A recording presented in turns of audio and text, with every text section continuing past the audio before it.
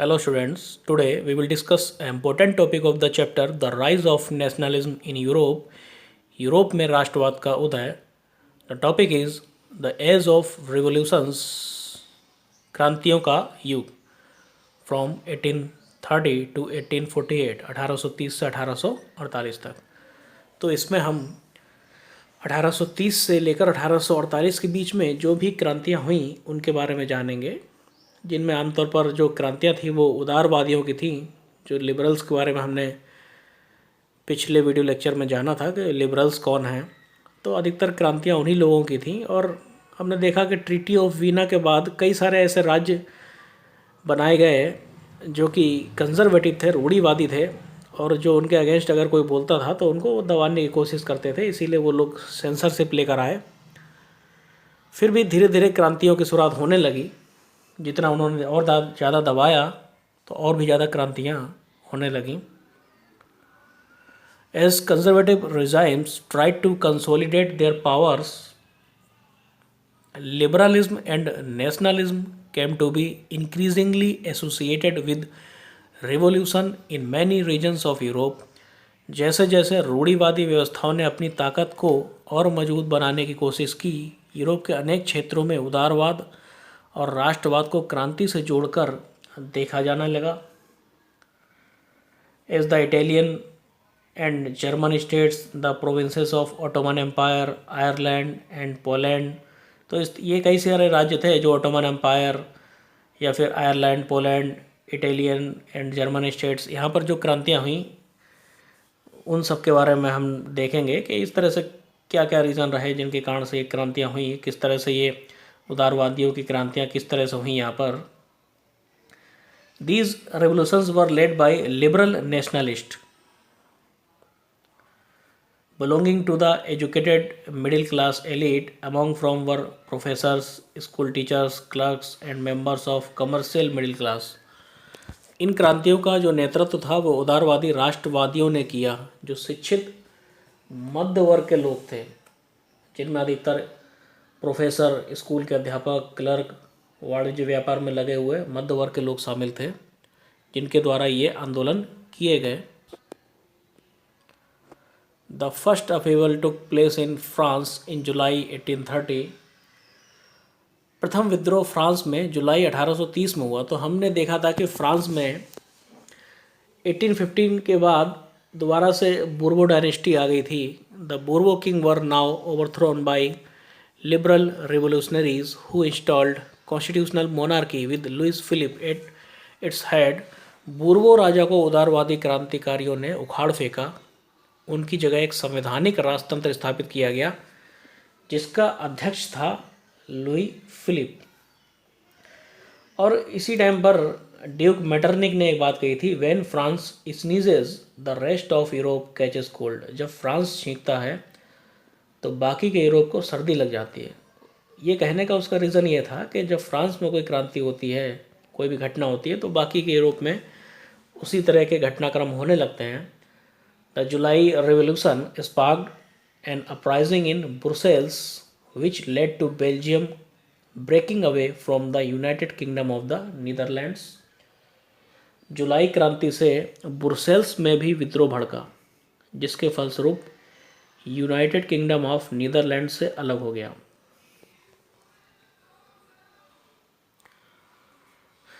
Next है Greek war of independence. तो ये एक हम कहें कि महत्वपूर्ण घटना हुई, ग्रीक वॉर ऑफ इंडिपेंडेंस, यूनान का जो स्वतंत्रता संग्राम हुआ, इसके बारे में हम जानेंगे.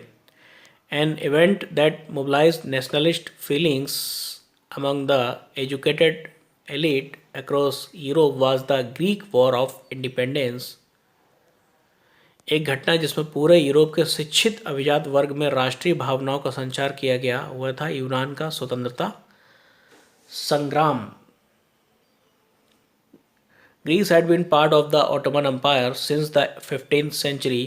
15वीं सदी से यूनान ऑटोमन साम्राज्य का हिस्सा था. ऑटोमन साम्राज्य एक बड़ा एम्पायर था जो अधिकतर ईस्टर्न यूरोप में जिसका अधिकार था, और ये मुस्लिम्स थे जिन्होंने इनको ऊपर जो हम कहें कि जिन्होंने क्रिश्चियंस के ऊपर अपना अधिकार कर रखा था, क्योंकि यूरोप में अधिकतर क्रिश्चियंस हैं The growth of revolutionary nationalism in Europe sparked off a struggle for independence amongst the Greeks, which began in 1821. Europe में क्रांतिकारी राष्ट्रवाद की प्रगति से, जैसे कि यूरोप में क्रांतिकारी राष्ट्रवाद की शुरुआत हुई, यूनानियों का आज़ादी के लिए संघर्ष 1821 में आरंभ हो गया। तो जो ग्रीक वॉर ऑफ इंडिपेंडेंस है वो 1821 में शुरू हो गई। Nationalist in Greek got support from other Greeks living in the exile and also from many West Europeans who had sympathies for ancient Greek culture. तो यहाँ के जो क्रांतिकारी थे उनको निर्वासन में रह रहे यूनानियों के साथ पश्चिमी यूरोप के अनेक लोगों का भी समर्थन मिला जो प्राचीन यूनानी संस्कृति के प्रति सहानुभूति रखते थे, क्योंकि यूनान जो था उसको poets and artist lauded Greek as the cradle of European civilisation. तो वो लोग यूरोपीय सभ्यता का पालना, क्रेडल पालना है, तो ये लोग इसको यूरोपीय सभ्यता का पालना बोलते थे। तो उनका कहना था कि जो यूरोपीय सभ्यता है उसका विकास, उसका पालन पोषण यहीं से हुआ है। And mobilised public opinion to support its struggle against a Muslim empire. और उन्होंने मुस्लिम साम्राज्य के विरुद्ध यूनान के संघर्ष के लिए जनमत जुटाया, लोगों को इकट्ठा किया कि वो लोग एक साथ मिलकर इस मुस्लिम एम्पायर से लड़ें जिन्होंने उन लोगों के ऊपर अपना रूल, हम कहें कि अधिकार कर रखा है, जो उनके ऊपर रूल कर रहे हैं।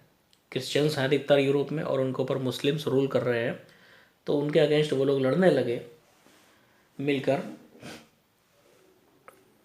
द ट्रीटी ऑफ कॉन्स्टेंटिनोपल जो थी वो 1832 में हुई, जिसे कुस्तुनतुनिया की संधि के नाम से भी जाना जाता है।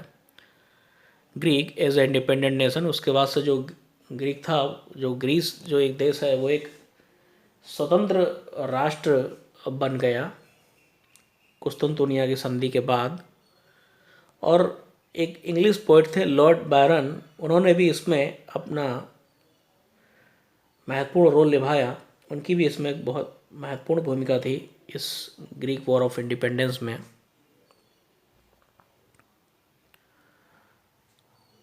तो बच्चों आगे हम देखेंगे कि नेशनलिज्म या राष्ट्रवाद में जो क्रांतियाँ हुई उसमें और किस तरह से क्रांतियों की शुरुआत की गई और क्या क्या काम किए गए ऐसे जिससे कि लोगों के अंदर राष्ट्रवाद की फीलिंग आए। The romantic imagination and national feeling, रोमानी कल्पना और राष्ट्रीय भावना। तो इसके द्वारा भी लोगों के अंदर राष्ट्रीयता की भावना जगाई गई। अब ये देखते हैं हम किस तरह से हुआ। The development of nationalism did not come about only through Wars and territorial expansion. राष्ट्रवाद का विकास केवल युद्धों और क्षेत्रीय विस्तार से नहीं हुआ। तो और किन चीज़ों से हुआ है? सिर्फ युद्धों से या क्षेत्रीय विस्तार से ही राष्ट्रवाद नहीं पनपा, बल्कि कुछ और भी चीज़ें ऐसी रहीं जिसके कारण से राष्ट्रवाद हुआ। वही उन्हीं के बारे में हम जानेंगे। Culture played an important role in creating the idea of nation. Art and poetry, stories and music helped express and shape nationalist feelings. राष्ट्र के विचार के निर्माण में संस्कृति ने एक अहम भूमिका निभाई। कला, काव्य, कहानियाँ, किस्सों, संगीत ने राष्ट्रवादी भावनाओं को गढ़ने और व्यक्त करने में महत्वपूर्ण सहयोग दिया। Romanticism was a cultural movement. तो जो रोमांटिसिज्म था वो एक कल्चरल मूवमेंट था which sought to develop a particular form of nationalist sentiment. रोमानीवाद एक सांस्कृतिक आंदोलन था जो एक खास तरह के राष्ट्रीय भावना का विकास करना चाहता था। तो ये एक सांस्कृतिक आंदोलन रहा, इसमें किसी तरह की कोई हिंसा नहीं हुई, बल्कि लोगों के अंदर अपनेपन का भाव जगाया गया। एक साझा संस्कृति, एक जैसा कल्चर जो उनका था, उन सबके एक उनका जो हेरिटेज, एक जैसा इतिहास, विरासत, उन सब के बारे में साझा कॉमननेस, वननेस की फीलिंग लाई गई। लोगों के अंदर लगा कि वो एक हैं, क्योंकि उनका इतिहास जो है वो एक जैसा है, उनका कल्चर एक जैसा है, सारी चीज़ें जो लैंग्वेज वो बोलते हैं वो सब एक जैसी है, तो इससे उनके अंदर ये फीलिंग आई कि वो सब जो है वो एक हैं और मिलकर वो उनके खिलाफ लड़ सकें।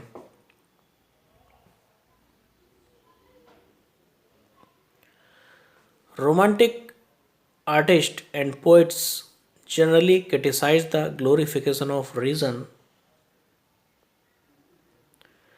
and science and focused instead of emotions, intuition and mystical feelings। आमतौर पर रोमानी कलाकारों और कवियों ने तर्क वितर्क और विज्ञान के महिमा मंडन की आलोचना की और उसकी जगह भावनाओं, अंतर्दृष्टि और रहस्यवादी भावनाओं पर जोर दिया। तो ये लोग अधिकतर भावनाओं पर जोर देते थे, ना कि विज्ञान और तर्क के ऊपर। Their effort was to create a sense of shared collective heritage, a common past as the basis of nation।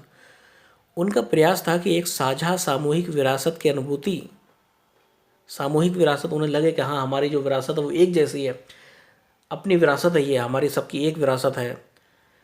एक साझा सांस्कृतिक अतीत को राष्ट्र का आधार बनाया जाए, और एक साझा सांस्कृतिक अतीत, उन्हें लगे कि हमारी संस्कृति एक जैसी है और उसी को राष्ट्र का आधार बनाया जाए, उन्हें लगे कि हम एक हैं। इसी तरह से कई और जो रोमानीवादी हुए जिन्होंने इसके बारे में बताया। Other romantics such as the German philosopher Johann Gottfried Herder claimed that true German culture was to be discovered among the common people। German दार्शनिक योहान गॉटफ्रीड जैसे रोमानी चिंतकों ने दावा किया कि सच्ची जर्मन संस्कृति उनके आम लोगों में निहित थी। तो वो कहते थे कि संस्कृति जो है वो आम लोगों में निहित है, आम लोगों में है संस्कृति। It was through folk songs, folk poetry, folk dances that the true spirit of nation was popularised. राष्ट्र की सच्ची आत्मा लोकगीतों, जो लोग हम कह के गाँव में छोटे छोटे जगहों पर जो गीत प्रचलित हैं उनको गाते हैं, वो सब लोकगीत, जन काव्य जो कहानियाँ सुनाई जाती हैं, लोक नृत्य जो उनके अपने अपने क्षेत्रीय जो नृत्य हैं, वो सब, उन सब में हम कहें कि सच्ची जर्मन संस्कृति निहित थी और सभी जगह के लिए यही चीज़ें थीं। इन सब से उनकी संस्कृति झलकती थी, लोकगीतों से, लोक नृत्य से। सो collecting and recording these forms of folk culture was essential to the project of nation building। इसलिए लोक संस्कृति के इन स्वरूपों को एकत्र और अंकित करना राष्ट्र निर्माण की परियोजना के लिए आवश्यक था। इसीलिए ये लोग चाहते थे कि हम लोग इसको कलेक्ट करें। The emphasise on vernacular language and the collection of local folklore was not just to recover an ancient national spirit but also to carry the modern nationalist message to large audiences who were mostly illiterate। तो इसका reason क्या था?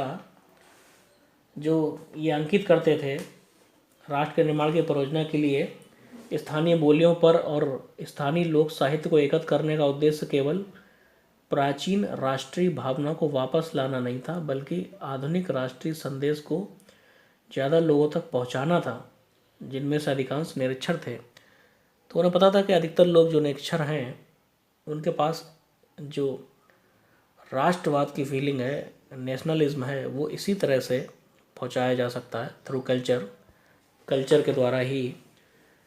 ये जो romantic imagination है, रोमानीवाद है, इसी के द्वारा हम कहें कि जो लोग पढ़े लिखे नहीं हैं उनके पास भी राष्ट्रीय भावना को जगाया जा सकता है।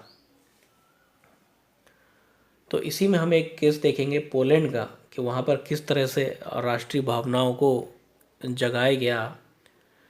It was through folk songs, folk poetry, folk dances that the true spirit of nation was popularised. तो आगे हम देखें इसमें, This was especially so in the case of Poland, which had been partitioned at the end of the 18th century by the Russia and Prussia and Austria।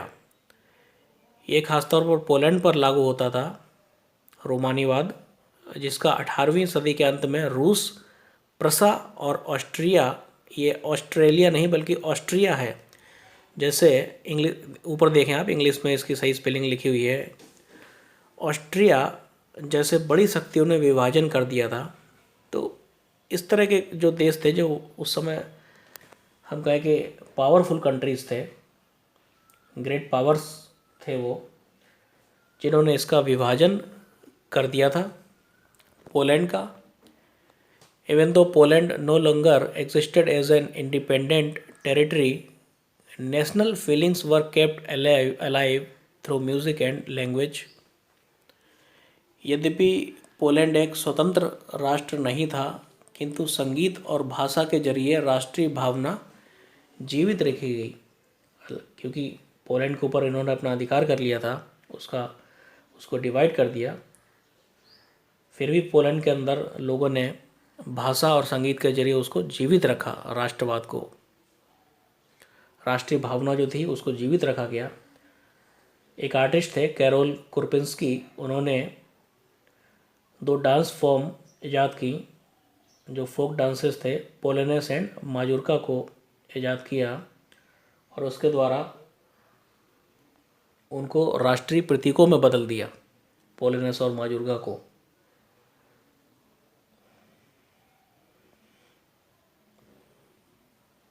Language too played an important role in developing nationalist sentiments.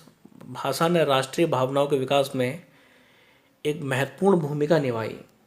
तो language का एक बहुत बड़ा role था भाषा के विकास में।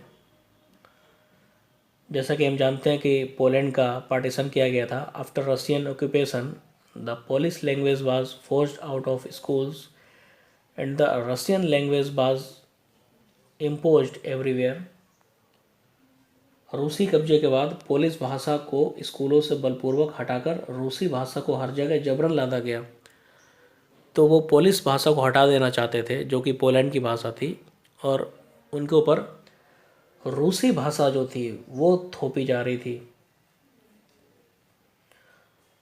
Many members of the church in Poland began to use language as a weapon of national resistance. फिर भी चर्च के बहुत सारे लोगों ने, जो पादरी थे, उन्होंने पोलिश भाषा का ही यूज़ किया, और वो एक प्रकार का सिंबल बन गया उनके अगेंस्ट स्ट्रगल का। Polish was used for church gatherings and all religious instructions. जो पोलिश भाषा थी उसको पादरियों और बिशपों, चर्च के आयोजनों और संपूर्ण धार्मिक शिक्षा में पोलिश का इस्तेमाल हुआ, और जो पादरी और बिशप थे उनको जेलों में डाल दिया गया। तो हालांकि भले ही उनको जेलों में डाला गया, फिर भी उन्होंने पोलिश भाषा का ही प्रयोग किया, और ये एक प्रकार का सिंबल बन गया उनके अगेंस्ट, उनके खिलाफ लड़ने का, उनकी लड़ाई का एक सिंबल बन गया कि पोलिश भाषा का यूज़ ही किया जाए।